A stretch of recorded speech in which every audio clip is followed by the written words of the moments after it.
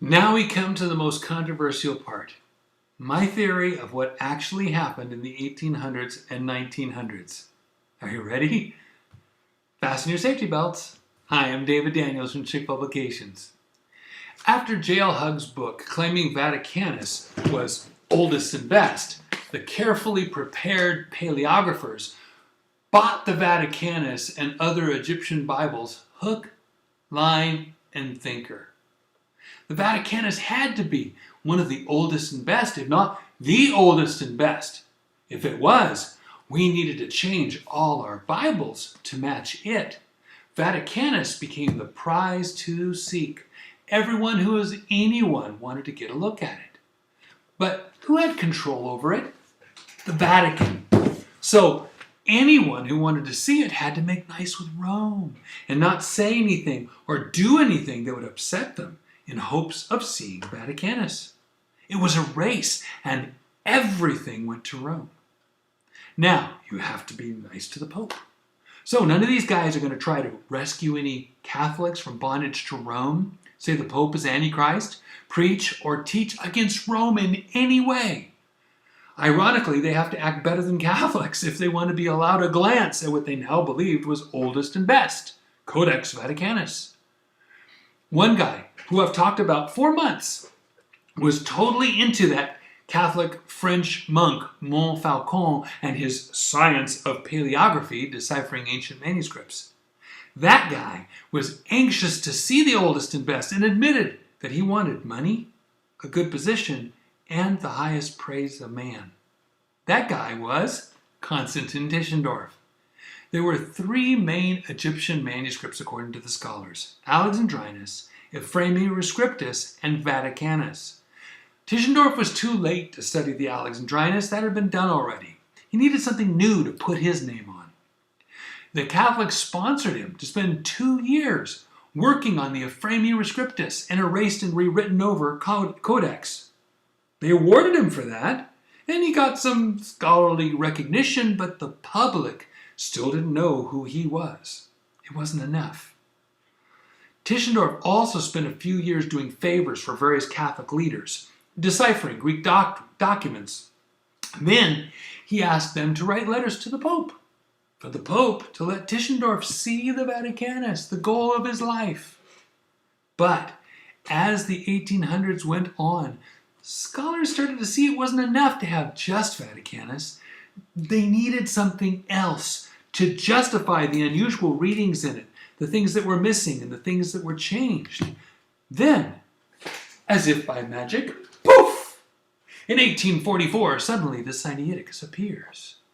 It has no provenance, no history of any kind.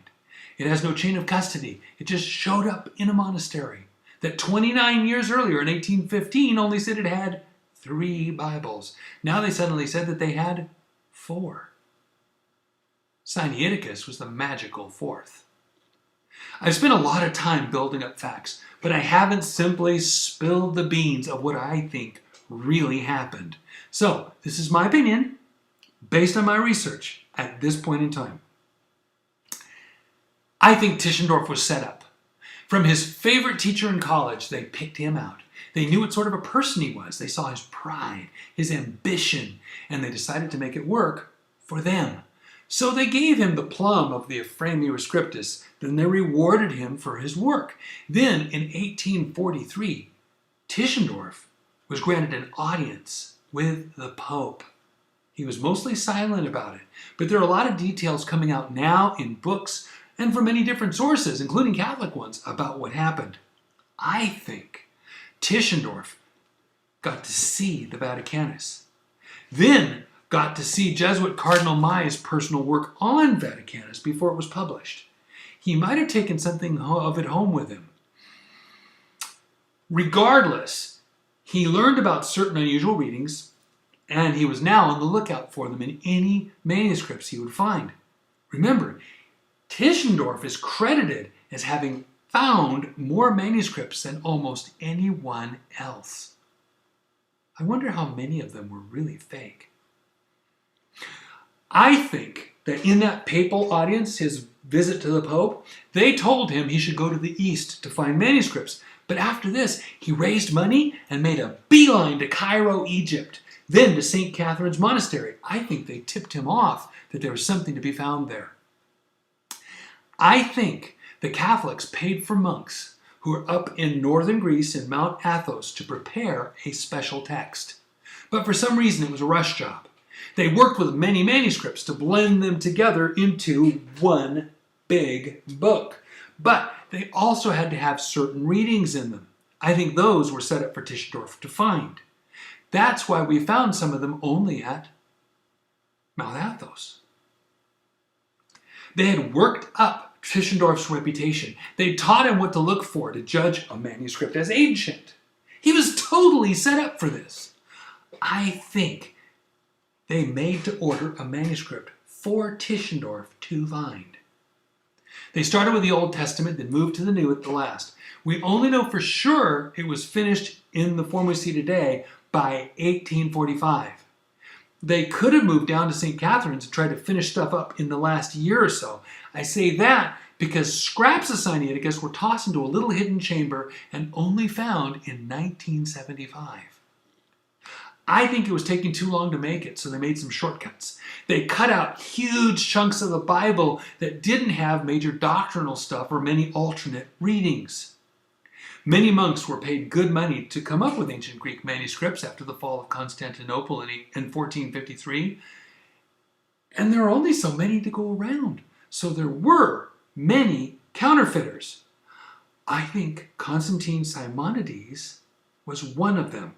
I think he was employed by the Catholics through whatever intermediaries to work in this team of people.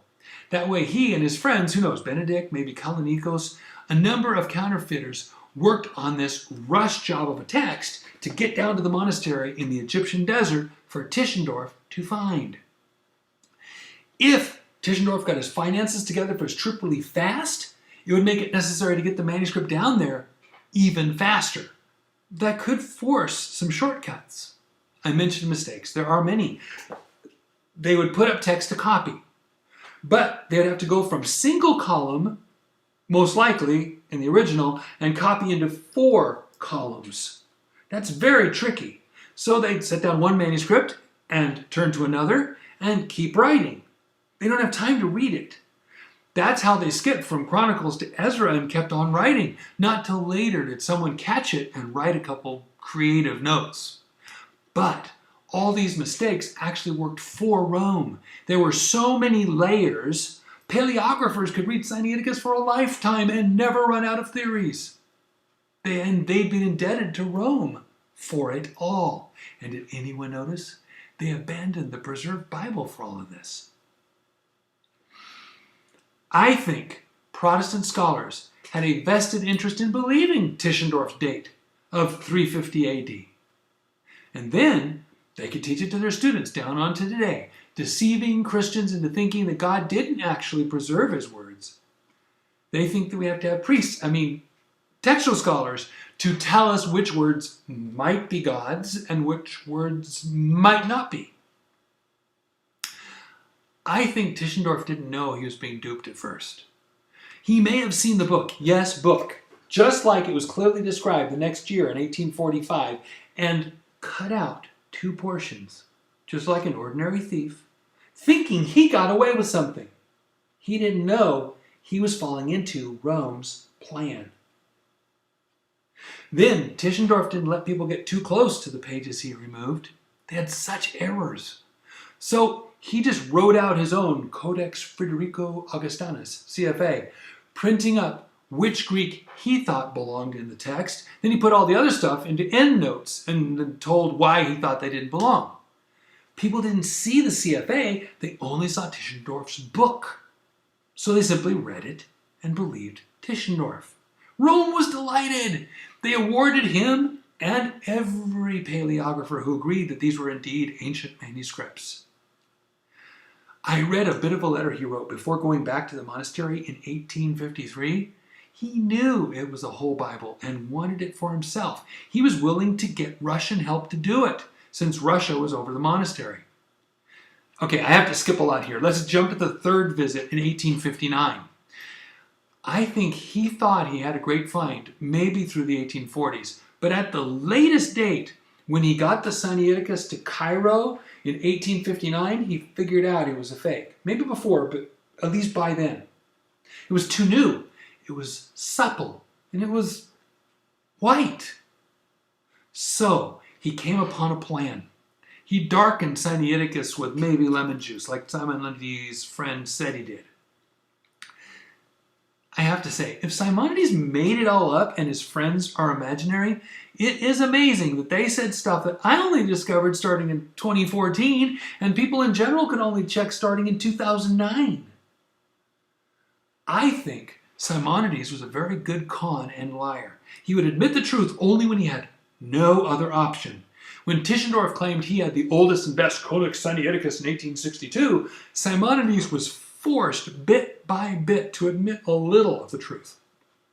So Simonides, or one of his friends, saw Tischendorf claim he was cleaning the pages, but actually he was aging them to look older before he went to Russia with Sinaiticus and people could see it up close. Tischendorf and Simonides knew each other. There's more to that story.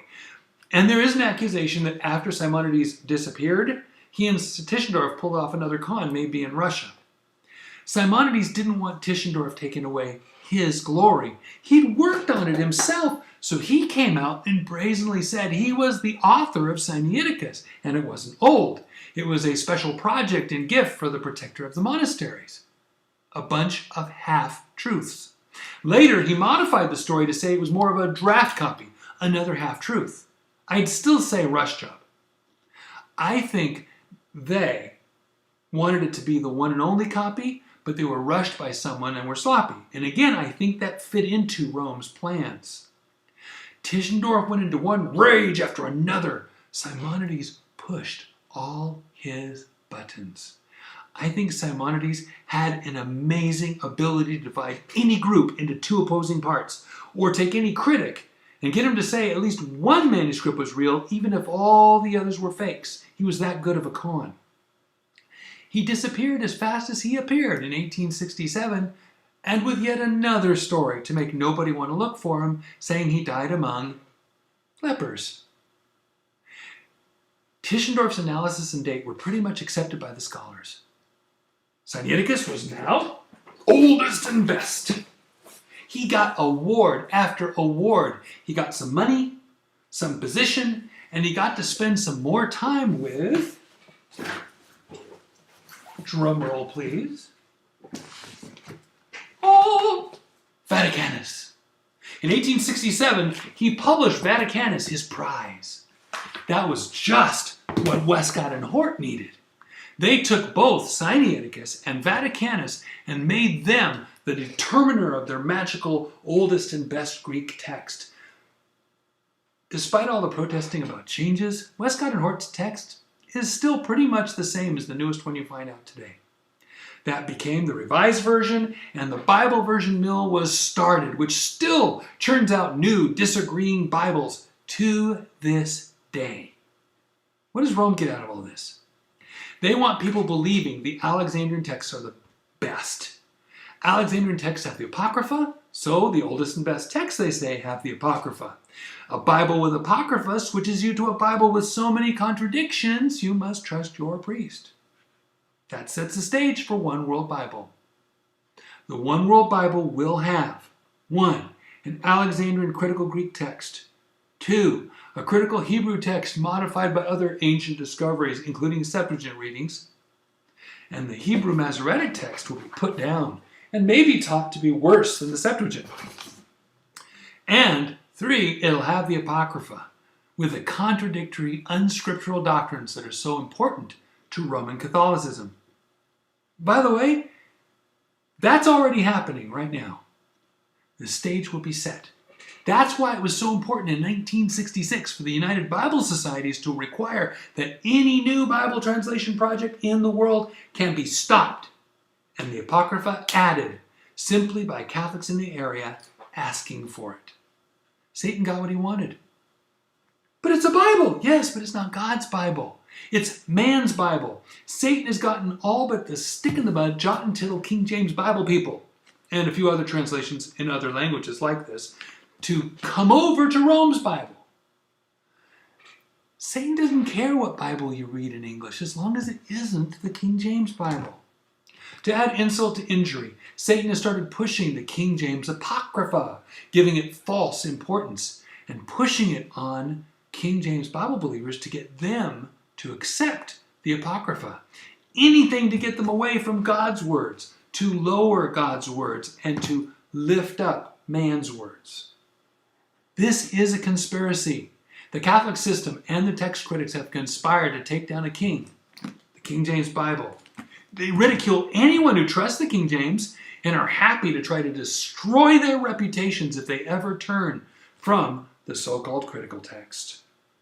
The goal is to get everyone to let go of the King James Bible. They want them to accept a contradictory and confusing text. They want you so confused that you have to ask a scholar or a priest to tell you which to believe and which to doubt.